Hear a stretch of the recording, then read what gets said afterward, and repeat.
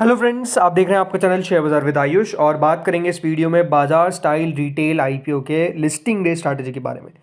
तो फ्रेंड्स, आप सबको पता ही है कल बाजार स्टाइल रिटेल की लिस्टिंग होने वाली है। तो लिस्टिंग किस तरह की होने वाली है हम इस वीडियो में इसके बारे में चर्चा करेंगे। क्या नेगेटिव लिस्टिंग के भी चांसेस है या फिर लिस्टिंग पॉजिटिव ही होगी, सब कुछ जो भी दोस्तों आपके क्वेश्चंस है वो आपको उसका आंसर इस वीडियो में मिल जाएगा। तो आप लोग वीडियो को देखिएगा पूरा, लेकिन उससे पहले अभी तक अगर आपने दोस्तों चैनल को सब्सक्राइब नहीं किया है तो सब्सक्राइब जरूर कर लें।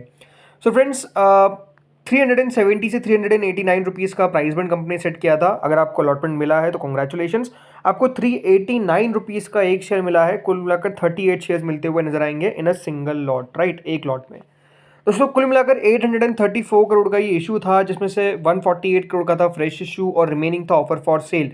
यानी आप समझ सकते हैं कि जब ये आईपीओ आया, जब भी हम लिस्टिंग में बात करते हैं तो सबसे पहली बात तो कंपनी का पैसों का यूटिलाइजेशन का हो रहा है, सब्सक्रिप्शन का हो रहा है, इन सब के ऊपर बात करते हैं। तो आप समझ सकते हैं कि कंपनी के पास पैसा जाएगा ओनली 148 करोड़ का, क्योंकि रेस्ट क्या था ऑफर फॉर सेल 686 करोड़ का दोस्तों सिर्फ ऑफर फॉर सेल था। यानी आप समझ सकते हैं कि कंपनी के पास मात्र 148 करोड़ जाने वाला है। कंपनी के पास कोई खास ज़्यादा पैसा नहीं जाएगा, ये बात आपको क्लियरली समझ आ गई होगी। तो ये भी समझ लेते हैं कि ये पैसा कंपनी यूटिलाइज का करेगी। तो ये बात ध्यान रखिएगा, कंपनी का ये जो पैसा है वो बेसिकली कंपनी अपनी बोरोइंग्स को कम करना चाहती है। कंपनी ओवरऑल आप समझ सकते हैं कि इस पैसों से अपने आप को डेट फ्री करती हुई नजर आएगी, या फिर हम कह सकते हैं डेट फ्री के नज़दीक अपने आप को लेकर जाएगी। राइट, कंपनी ने साफ साफ कह रखा है कि वो या तो प्रीपेमेंट या तो रीपेमेंट, यानी ओवरऑल जो बोरोइंग्स है इनका उसको कंपनी का द्वारा पूरा चुकता किया जाएगा। नहीं, कंपनी उसको कम करती हुई नजर आएगी और ऑलमोस्ट डेट फ्री के नज़दीक, जैसा मैंने कहा, कंपनी अपने आप को लेकर जाएगी। क्योंकि कंपनी के ऊपर बोरिंग कितने की है, वो है क्लोज टू 178 करोड़। राइट, आप समझ सकते हैं कंपनी के ऊपर बोरिंग कितने की है, 178 करोड़ की। राइट, सो आप समझ सकते हैं कि कंपनी के पास कितना बोरिंग बचेगा, बहुत कम बोरिंग बचेगा। राइट, उसको भी कंपनी मेरे हिसाब से आने वाले दिनों के अंदर जितना हो सके उतना कम करती हुई नजर आएगी, क्योंकि एक आईपीओ लेकर आया जा रहा था तो उसमें कंपनी ने थोड़ा बहुत पोर्शन बोरोइंग हटाने के लिए खुद भी लेकर आ गई। सिंपल, ये साफ नजर आता है। सेकंड बात जो हमेशा हम सब्सक्रिप्शन में देखते हैं वो क्या है, वो है बेसिकली दोस्तों कितना सब्सक्रिप्शन आया था। तो दोस्तों इस इशू को क्यूआईबी ने करीबन 81 टाइम्स के आसपास सब्सक्राइब किया था। यानी क्यूआईबीज ने करीबन 13,640 करोड़ रुपए लगाए थे। अब जिस तरीके से क्यूआईबी लगातार इशूज़ को भर रहे हैं, 13,000 करोड़ कोई बहुत ज़्यादा नहीं लगते हैं, बट स्टिल 81 टाइम्स देखिए बुरा सब्सक्रिप्शन नहीं था। क्यूआईबीज ने अच्छा सब्सक्राइब किया था। इसके अलावा एचएनआई कैटेगरी 59 टाइम सब्सक्राइब हुई थी और रिटेल कैटेगरी 9 टाइम सब्सक्राइब हुई थी।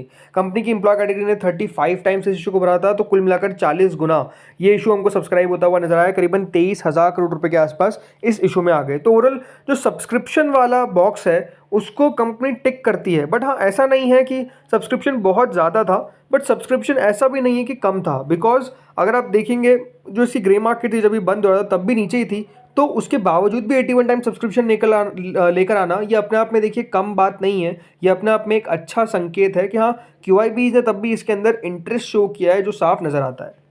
तीसरा पॉइंट क्या है, वैल्यूएशंस। अब अगर आप देखेंगे कंपनी के नंबर्स, तो कंपनी ने करीबन 982 करोड़ का रेवेन्यू जो है वो बेसिकली 31 मार्च में पोस्ट किया है। अभी तक दोस्तों कंपनी का प्रॉफिट है 22 करोड़ के आसपास का।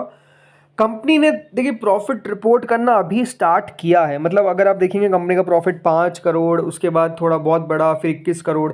तो प्रोजेक्शन भी यही है कि दोस्तों कंपनी का प्रॉफिट अगले साल भी अगर देखा जाए तो मोटा मोटी डबल तक हो सकता है, इस प्रकार की एक्सपेक्टेशंस। राइट, उससे ज़्यादा कंपनी का प्रॉफिट होता हुआ नजर नहीं आएगा। तो पहली बात तो ये बात ध्यान रखिएगा, रेवेन्यू जरूर कंपनी की ज़्यादा बढ़ते जा रहे हैं। क्यों? क्योंकि कंपनी लगातार दोस्तों जो अपनी स्टोर्स है उसको बढ़ाती जा रही है। राइट, कंपनी के पास काफ़ी स्टोर्स हो चुकी है। ओवरऑल कंपनी 9 स्टेट्स के अंदर कारोबार करती है और 162 स्टोर्स दोस्तों कंपनी के पास एज ऑफ नाउ है। और कंपनी आगे भी देखिए स्टोर्स को डेफिनेटली एग्रेसिवली बढ़ाती हुई नजर आएगी। कंपनी का मेजर जो बिजनेस है वो ओडिशा, बिहार, आसाम, झारखंड, आंध्र प्रदेश, उत्तर प्रदेश, त्रिपुरा और छत्तीसगढ़ के अंदर आता है। वेस्ट बंगाल इन साइड भी थोड़ा बहुत कंपनी का बिजनेस आपको देखने को मिल जाएगा। राइट, तो ओवरऑल कंपनी का बिजनेस यहाँ से मेजरली देखने को मिलता है। जैसे मैंने कहा, रेवेन्यू इतना बढ़ क्यों रहा है कंपनी का, उसके पीछे का रीजन है कि दोस्तों कंपनी लगातार यहाँ पर स्टोर्स को ओपन करती जा रही है। अब ये बात हमेशा ध्यान रखिए, कोई भी स्टोर अगर ओपन होगा तो ऐसा नहीं है कि फ्रॉम द नेक्स्ट डे वो प्रॉफिटेबल हो जाएगा। पहले देखिए उस स्टोर की कॉस्ट निकालनी पड़ेगी, देन उसके बाद जाकर जो भी है सैलरीज इन सबको हटाकर तब जाकर दोस्तों एक स्टोर प्रॉफिट करेगा। तो ये बात ध्यान रखिएगा, कंपनी अभी अपने आप को एग्रेसिवली एक्सपांड करती हुई नजर आ रही है। कोविड के कारण इनके बिजनेस को बड़ा हिट झेलना पड़ा। बट उसके बाद दोस्तों कंपनी, ये बात सही है कि देखिए बिखरी नहीं, ख़त्म नहीं हो गई। कंपनी ने अपने आप को तब भी संभाला और डेफिनेटली जैसे मैंने कहा अब यहाँ पर कंपनी एक्सपांशन के ऊपर लगातार दोस्तों फोकस कर रही है। इसीलिए हम कह सकते हैं कि प्रॉफिटेबिलिटी पे अभी उतना ज़्यादा ध्यान कंपनी का नहीं है, ये बात साफ नज़र आता है। प्रॉफिटेबल है ये, बट अभी भी उतना प्रॉफिटेबल नहीं है। आप समझ सकते हैं अगर 980 करोड़ का कंपनी रेवेन्यू कर रही है और 22 करोड़ के आसपास का प्रॉफिट, तो डेफिनेटली कोई प्रॉफिट खास नहीं है। अगर आप इसके रिटर्न रेशियोज देखेंगे तो for example return on equity काफ़ी कम है, ऑलमोस्ट 11% के आसपास का। रिटर्न ऑन कैपिटल एम्प्लॉयड तब भी ठीक है, डेट टू इक्विटी तब भी ठीक है, बट मार्जिन देखिए ओनली 2% के, राइट। कंपनी का जो प्रॉफिट आफ्टर टैक्स का मार्जिन है वो मात्र 2% का क्यों है? इसके पीछे का रीज़न है कि यहाँ पे एक्सपांशन देखने को मिल रहा है लगातार, इसके कारण दोस्तों कंपनी का मुनाफा नहीं आ रहा है, तो मार्जिन भी कोई खास नहीं है।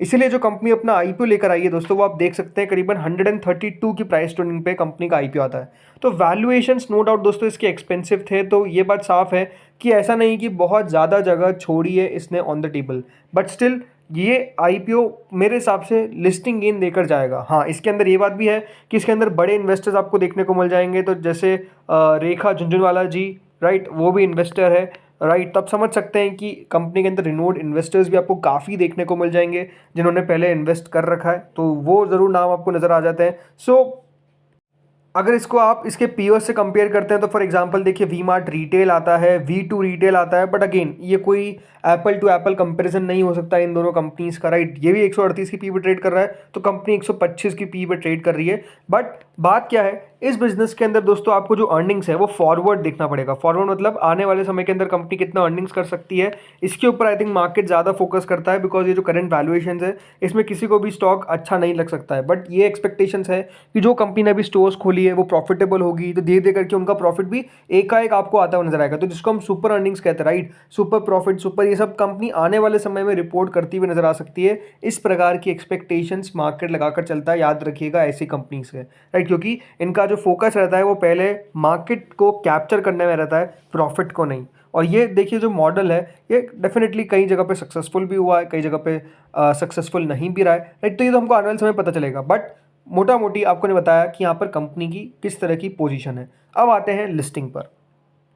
सो जो ग्रे मार्केट इंडिकेट कर रहा है वो डेफिनेटली कोई खास अच्छा नहीं है, बल्कि ग्रे मार्केट आप कह सकते हैं एट ऑल टाइम क्या है, बिल्कुल लो, ऑल टाइम लो पे ग्रे मार्केट चल रही है। ऑलमोस्ट दोस्तों ग्रे मार्केट चल रही है 11.57%, कहीं जगह पे 11%, 10% भी ट्रेड हो रहा है। तो ग्रे मार्केट में कोई खास अच्छी एक्टिविटी नहीं है। ग्रे मार्केट के अंदर लगातार आप देख सकते हैं कि गिरावट जो है वो हमको ऐसा लग रहा है कि नज़र आ रही है, यानी ग्रे मार्केट में अच्छी खासी गिरावट है। तो आपका क्वेश्चन यही होगा कि अब यहाँ पर ग्रे मार्केट के हिसाब से तो 45 रुपीज़ का प्रॉफिट पर लॉट, राइट, इसका मतलब कितना प्रॉफिट हो जाएगा आपको, अराउंड जो आता है 1700 रुपये के आसपास का, राइट, इतना ग्रे मार्केट बता रहा है। तो अब मेरा व्यू क्या है, चलिए आपके सामने पेश करता हूँ। सो कहाँ पे लिस्टिंग हो सकती है मेरे हिसाब से, देखिए लोअर जो रेंज है वो रहेगी 410 और अपर रेंज रहेगी 445। 410 के मेरे हिसाब से देखिए 400 के ऊपर तो लिस्टिंग होनी चाहिए। ऐसा नहीं है कि नेगेटिव लिस्टिंग का कंटेंडर होने वाला है या आईपीओ, मुझे नहीं लगता कि देखिए यहाँ पर नेगेटिव लिस्टिंग होने के चांसेस है। एटलीस्ट 410 रुपये मिलना चाहिए एटलीस्ट नीचे से नीचे, यानी करीबन आपको 20 रुपये के आसपास का अपसाइड यहाँ से दिखता है। और 445 मुझे लगता है कि 450 के ऊपर जाना भी बहुत मुश्किल दिखता है, इसलिए 445 मैंने रेंज रखी है। मेरे हिसाब से यहाँ पर कहीं लेस हो सकता है। वैसे देखिए मेरे हिसाब से 15% तक लिस्टिंग गेन, 15 से 20% तक की लिस्टिंग गेन होने की पॉसिबिलिटी दिखती है, जिस तरीके से पैसा निकल कर आया है सब अगर आप देखा जाए। बट आप 410 टू 445 के लिस्टिंग की पॉसिबिलिटी मुझे थोड़ी बहुत लग रही है इस इशू के अंदर। तो देखते हैं होता क्या है। इस वीडियो में दोस्तों इतना ही था, लेकिन हाँ मेरा व्यू जो है वो मैंने आपको क्लियर कर दिया। क्या यहाँ पर जिनको नहीं मिला है वो क्या खरीदारी कर सकते हैं, बिल्कुल वेट करना है, साफ स्ट्रैटेजी हमारी रहती है। जिनके पास आया है वो भी याद रखिएगा, जो भी हाई बने वहाँ से 5% का स्टॉप लॉस आगे चले, अगर आपने सिर्फ लिस्टिंग गेन के लिए इस इशू में पैसा लगाया है। बाकी अपने फाइनेंशियल एडवाइजर से आपको कंसल्ट करना है। ये video only for educational purpose था। होपफुली आपको वीडियो पसंद आया होगा। Thank you friends for watching this video.